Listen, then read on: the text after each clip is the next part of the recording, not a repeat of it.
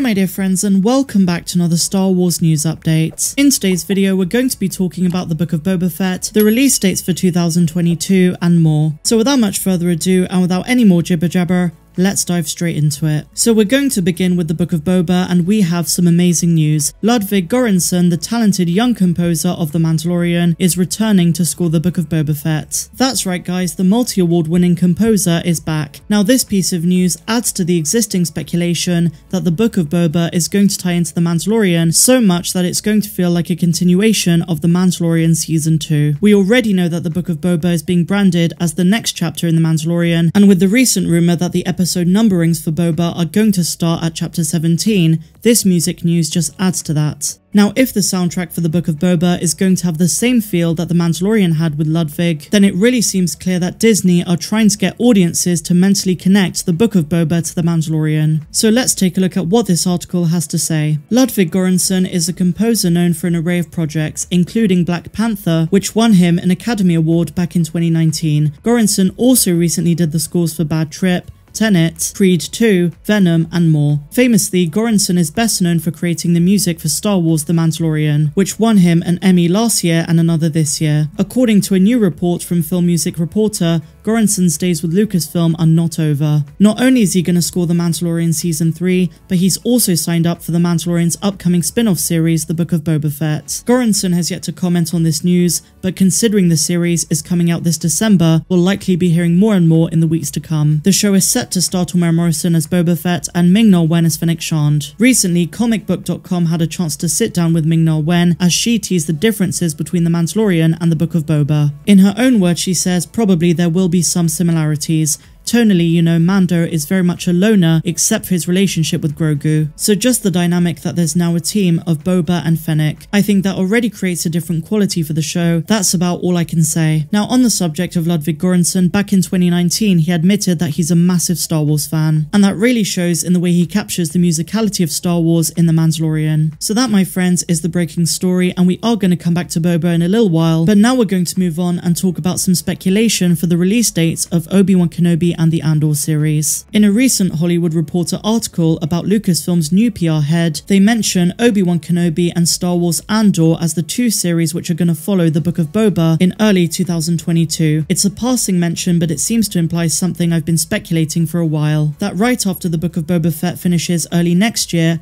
Andor is going to follow for 12 weeks, and then after that, we should get the Obi-Wan Kenobi series, maybe on May the 4th. We don't know the exact order yet, but it's worth noting that the consensus seems to be that Obi-Wan Kenobi and Andor are going to be early in the year, with the Bad Batch Season 2 being mid-year and The Mandalorian Season 3 being the last show to drop in the winter. I don't know if the Hollywood Reporter worded this deliberately or if they're making speculation assumptions, but it is interesting that they mentioned this specifically. It does make logical sense for Andor to come out after the Book of Boba and then Obi-Wan Kenobi, because both shows have wrapped up and are currently in post-production, whereas The Mandalorian has only just started filming its third season. So I'll keep you guys up to date on this and inform you accordingly. So now, my dear friends, we're going to be looking at an article from The Direct where Lucasfilm VP James Woe has addressed a concern which some Star Wars fans have. I do not share this sentiment, but some fans think that there is an oversaturation of shows. In essence, some people think that Lucasfilm are being too ambitious and trying to do too much with their upcoming series. Now, while it is true we do have an immense amount of content coming our way,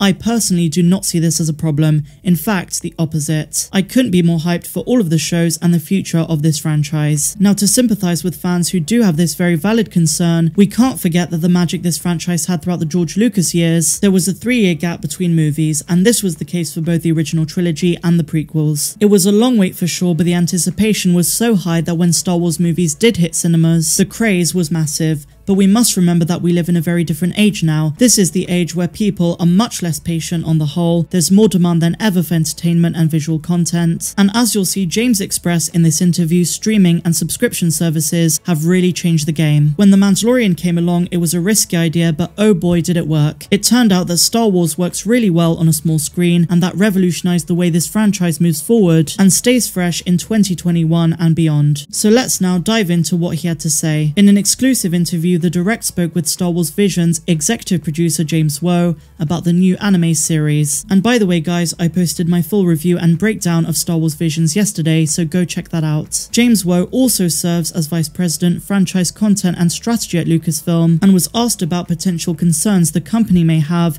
regarding the oversaturation of Star Wars projects. James Woe credited Disney Plus for providing Lucasfilm an opportunity to tell Star Wars stories that may otherwise not have happened. In his own words, he said, from a broader kind of creative strategy perspective, Disney Plus has changed the way we're viewing a lot of what's possible with Star Wars, so you can get shows like The Mandalorian and Boba Fett because the platform allows for it. In regards to Visions, the executive producer shared that the unique style of storytelling put the Lucasfilm Brain Trust minds at ease over potential oversaturation. When it comes to things like Visions, I would say that we weren't ever concerned about the oversaturation potentiality with Visions in particular, and I think the reason was we were offering something that's kind of a diversification of what the offering is. We weren't concerned that this was going to impact Star Wars in aggregate. We thought this would be a breath of fresh air for people to explore Star Wars in an exciting new way. With Disney Plus providing the opportunity to release so much content, the VP said that maintaining the special aura surrounding Star Wars is always a focus. Are we worried about oversaturation? I think we're always very thoughtful and cautious about how do we keep Star Wars specialness in this landscape. We're mindful, but this wasn't one of those instances where we had our spidey senses on a lot, because we felt this was such a new offering. So from this interview, it's pretty clear that Lucasfilm does not seem to be overly concerned about oversaturating content, and maybe with good reason. They saw that The Mandalorian was a huge success, and they believe that going forward, using Disney Plus as a streaming service for upcoming series is a good idea. And you just have to look at the hype that's been created around these series, especially The Mandalorian, Obi-Wan Kenobi, Ahsoka, The Book of Boba Fett, and even projects beyond that. I'm talking about projects like the Lando series, The Acolyte, and more. Now when it comes to all of these upcoming series, I think it's inevitable that some of them are not going to be fan favourites. I think on the whole people absolutely adore The Mandalorian and they're going to love The Book of Boba Fett and Obi-Wan Kenobi, but we've already seen some controversy surrounding shows like The Acolyte with Leslie Headland, and already I've seen criticism over who's been put in charge of the Lando series. Everyone has a different perspective on different projects and films, and at the end of the day there are going to be some which we love and some which we don't. I just hope most of them, if not all of them, are going to be phenomenal. And like I said for Visions, I'm going in with an open mind. Star Wars Visions blew me away. I didn't expect it to be that good, and I hope the same can be said about projects which we don't know much about right now, but when they drop, if we keep an open mind, they might just be incredible. But what do you guys make of everything we spoke about in today's video?